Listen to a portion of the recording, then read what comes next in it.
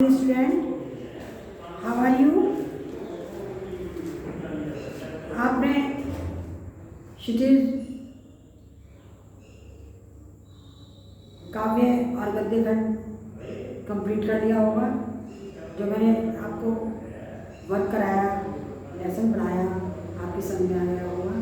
अब आप उसको उस वर्क को चेक कराने के लिए स्कूल में आ जाइएगा और आपको लर्न भी करना है, क्योंकि इसके बाद आपके प्रायोरिक भी होंगी, वो आपको सूचित कर दिया जाएगा जब प्रायोरिक होगी। इसलिए आपको अपना वर्क जल्दी जल्दी कंप्लीट करना है और कॉपी चेक करानी जरूरी है। तो आज मैं आपको कृतिका का पाठ 2 करा रही हूँ, मेरे संग संग की औरत। आप ध्यानपूर्वक पढ़ोगे और सुनोगे। अगर कोई चीज़ आपकी समझ में नहीं आती, आप फ़ोन करके पूछ सकते हो, जब मर्जी पूछ सकते हो, मेरे फ़ोन पर फ़ोन करके। ओके, देखिए लेखिका द्वारा लिखा गया कि यह संस्मरण गद्य है। लेखिका ने अपनी परिवार की औरतों, अपनी नानी, अपनी माँ तथा अपनी 4 बहनों के बारे में बताया है। लेखिका ने अपने जो उनके परिवार की औरतें थी, उनकी नानी, माँ और उनकी 4 बहनें, उनके बारे में बताया। उसने तत्कालीन घरेलू, आर्थिक तथा शैक्षिक स्थिति से परिचित कराया है। लेखिका अपनी नानी के बारे में कहती है, लेखिका की नानी बहुत अच्छी थी कि वह अपने नानी को देख नहीं सकी थी। लेखिका ने अपनी नानी को नहीं देखा था, मगर उन्होंने अपनी नानी के बारे में सुना था, क्योंकि उनकी मृत्यु उनकी माँ की शादी से पहले ही हो गई थी। लेखिका की नानी की मृत्यु जब उनकी माँ की शादी हुई, उससे पहले लेखिका की माँ की मृत्यु लेखिका की नानी की मृत्यु हो चुकी थी। इसलिए लेखिका ने अपनी नानी को नहीं देखा था। उनकी नानी परंपराओं को मानने वाली थी। वह अनपढ़ थी और पर्दा करने वाली महिला थी।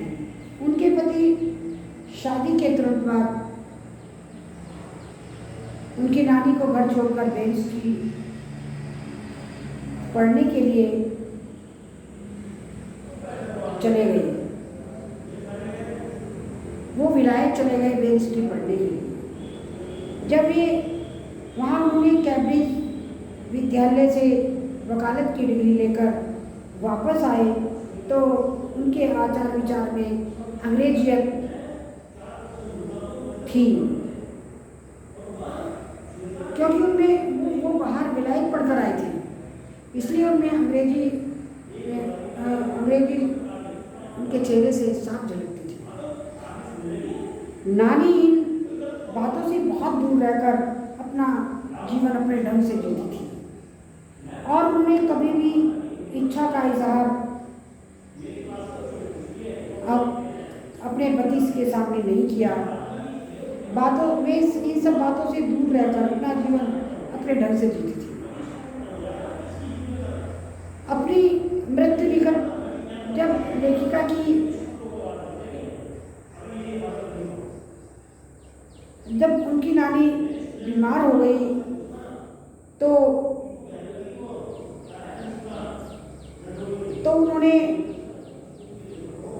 उनके पति के एक स्वतंत्रता सेनानी मित्र थे, उन्होंने अपने पति के मित्र को बुलाया और बुलाकर कहा कि उनकी बेटी का रिश्ता अपने जैसे किसी स्वतंत्रता सेनानी के परिवार से करा दें।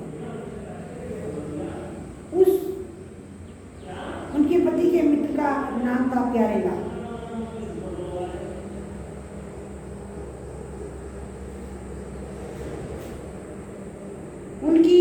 अनुसार लेखिका की माँ का विवाह आज़ादी के आंदोलन के में भाग लेने वाले एक होनहार लड़के के साथ कर दिया गया। इस कारण उन्हें सादा जीवन जीना पड़ा। वे रात में जागकर खादी की साड़ी बांधने का अभ्यास करती। वैसे भी लेखिका की माँ कमजोर शरीर की थी। वे घर में किताबें पढ़ती, साहित्य चर्चा करती,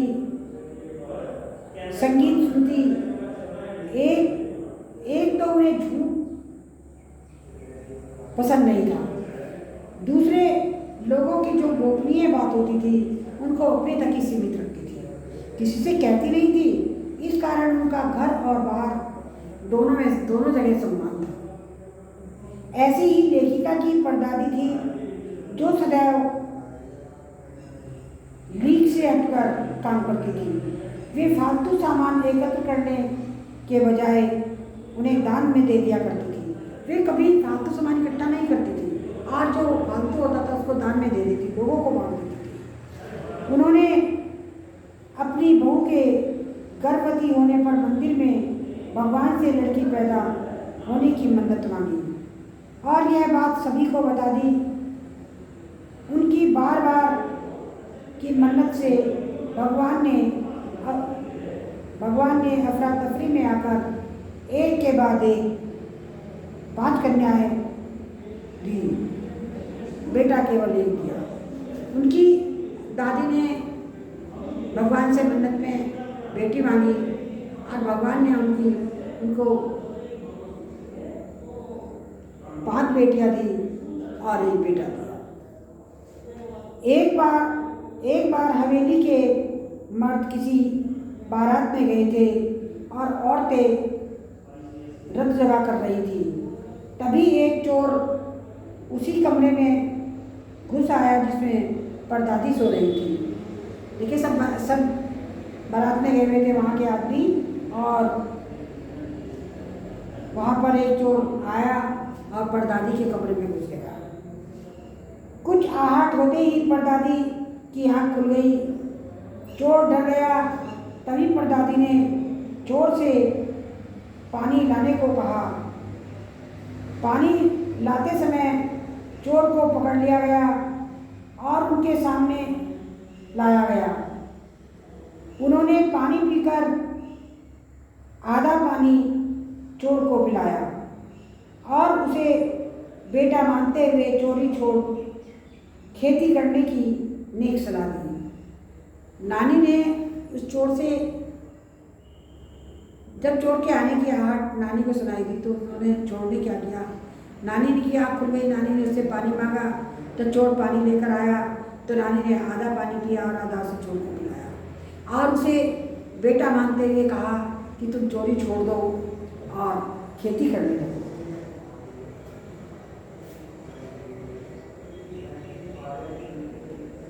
उनकी सलाह मानकर चोर ने खेती करना शुरू कर दिया और चोरी छोड़ दी। 15 अगस्त 1947 में देश में जब आज़ादी का जश्न मनाया जा रहा था तब लेखिका को टाइफाइड बुखार था। 15 अगस्त 1947 में जब आज़ादी का जश्न मनाया जा रहा था तो लेखिका को टाइफाइड हो रहा था। डॉक्टर की सलाह के कारण वह बाहर न जा सकी। उनके पिता ने उसे ब्रदर कारांजोए नामक उपन्यास दिया। क्योंकि वो बाहर नहीं जा सकती थी, डॉक्टर ने मना किया था, तो उनके पिता ने उनको ब्रदर कारांजो नामक उपन्यास दिया जिसके कई अंशों को लेखिका ने बार बार पढ़ा।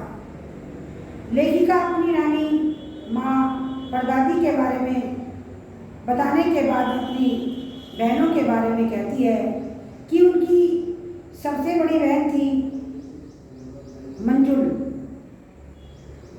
जिसे घर में रानी कहते थे। उसने शादी के बाद मंजुल भगत नाम से लिखना शुरू कर दिया।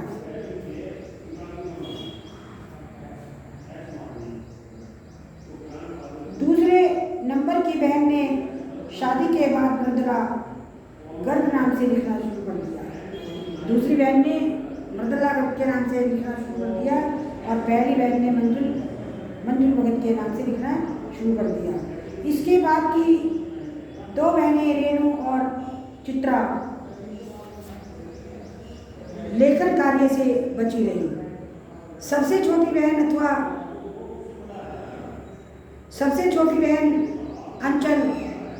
अचला अंग्रेजी में लिखने लगी तथा छोटा भाई राजीव हिंदी में लिखने लगा। उनकी तीसरी बहन रेणु बीए नहीं करना चाहती थी, परंतु पिताजी और घरवालों का मन रखने के लिए उसने किसी तरह बीए कर लिया। उनकी बहन रेणु स्वयं कम दूसरों को ज़्यादा पढ़ाती थी। वह अपने आप तो कम पढ़ती थी उनकी बहन रेणु, मगर दूसरों को ज़्यादा पढ़ाती थी। उसके अपने अंक कम, किंतु उससे पढ़ने वालों के अंक ज़्यादा आते थे। देखिए, अपने आप तो वो पढ़ती नहीं थी, इसलिए उसके अंक कम आते थे, और जिनको वो पढ़ाती थी उनके अंक ज़्यादा आते थे। वह दृढ़ निश्चय थी। उसने अपनी पसंद के लड़के से ही शादी की। सबसे छोटी बहन अचला ने पत्रकारिता में प्रवेश किया। जो लेखिका की सबसे छोटी बहन थी अचला, उसने पत्रकारिता में प्रवेश किया। पिताजी की पसंद से शादी कर दी और शादी भी उसने अपने पिताजी की पसंद से ही की। बाद में वह भी लेखन कार्य में संलग्न हो गई। बाद में अचला भी लेखन कार्य करने लगी। विवाह के बाद लेखिका को बिहार के डालमिया नगर जैसे पिछड़े स्थान पर रहना पड़ा। देखिए, बिहार का सबसे पिछड़ा नगर था डालमिया। लेखिका को वहाँ पर रहना पड़ा। यहाँ सिनेमा देखते समय पति पत्नी अलग अलग बैठते थे। जब वो पिक्चर देखते थे, सिनेमा घर जाते थे, तो वहाँ पर पति पत्नी अलग अलग बैठते थे। उन्होंने वहाँ मर्दों औरतों को एक साथ नाटक करने के लिए राजी कर लिया। लेखिका ने वहाँ पर मर्द और औरतों को एक साथ नाटक करने के लिए मना लिया, राजी कर लिया। और नाटकों में अकाल राहत कोष के लिए धन एकत्र किया। वहाँ जहाँ पर अकाल पड़ जाता है उसके लिए धन इकट्ठा करने के लिए उन्होंने वहाँ पर लोगों को इकट्ठा किया कि जिन इलाकों में अकाल पड़ा हुआ है वहाँ के लिए धन इकट्ठा करना है। इसके बाद लेखिका कर्नाटक के बंगालकोट में रही। उसके बाद वे बंगालकोट में रही। वहाँ उन्होंने कैथोलिक ईशा से स्कूल खोलने की प्रार्थना की, जिसे उन्होंने अनसुना कर दिया। उन्होंने कैथोलिक खोलने की कोशिश की, जहाँ पर अनसुना कर दिया।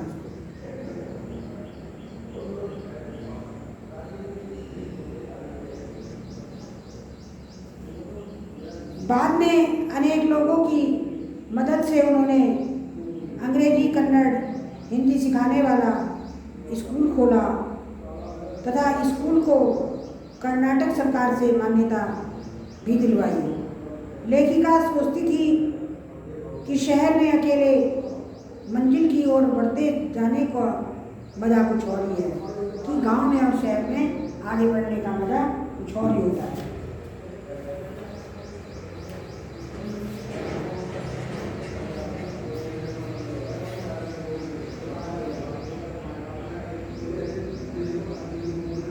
प्रश्नों पर निशान लगाइए।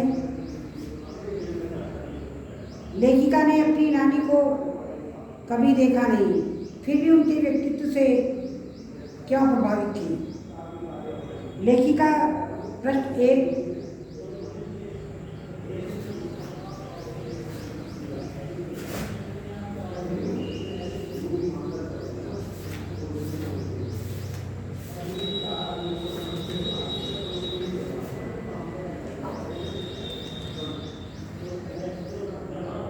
प्रश्न 2, लेखिका की नानी की आज़ादी के आंदोलन में किस प्रकार की भागीदारी रही? लेखिका की नानी की आज़ादी के आंदोलन में किस प्रकार की भागीदारी रही? क्वेश्चन नंबर 2 निशान लगाइए। क्वेश्चन नंबर 3, लेखिका की माँ परंपराओं का निर्वाह न करते हुए भी सबके दिलों पर राज करती थी। इस कथन के आलोक में लेखिका की माँ के व्यक्तित्व की विशेषताएं लिखिए। ख, लेखिका की दादी के घर के माहौल का शब्द चित्र अंकित कीजिए। अब है क्वेश्चन नंबर 4। आप अपनी कल्पना से लिखिए कि परदादी ने पतोहू के लिए पहले बच्चे के रूप में लड़की पैदा होने की मन्नत क्यों मांगी? क्वेश्चन नंबर 5, डराने धमकाने उपदेश देने का दबाव डालने की जगह सहजता से किसी को भी सही राह पर लाया जा सकता है। पाठ के आधार पर तर्क सही उत्तर दीजिए। फिर है क्वेश्चन 6, शिक्षा बच्चों का जन्मसिद्ध अधिकार है। शिक्षा बच्चों का जन्मसिद्ध अधिकार है। इस दिशा में लेखिका के प्रयासों का उल्लेख कीजिए।